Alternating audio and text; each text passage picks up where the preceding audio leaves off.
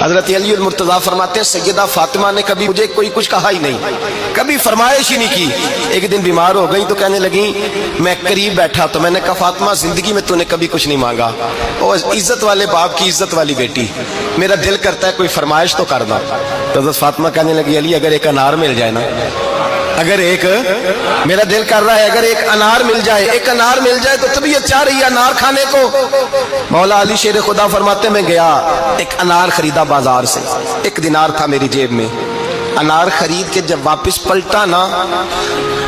تو کہتے ایک بوڑھا شخص، ہونٹوں پہ کمزوری، آپ فرماتے میرے باپ دادا کی عمر کا، لڑکھڑاتے اس کے ہاتھ اور کہنے لگا علی میں بھوکا ہوں کئی دنوں کا۔ حضرت علی فرماتے ہیں میرے پاس وہ 1 ہی دینار تھا جس کا انار آ گیا۔ کہتے میں نے اسی وقت وہ انار نکالا، اس شخص کے ہاتھ میں رکھا، بوجھل قدموں سے جب میں اندر داخل ہوا نا تو پاک رسول کی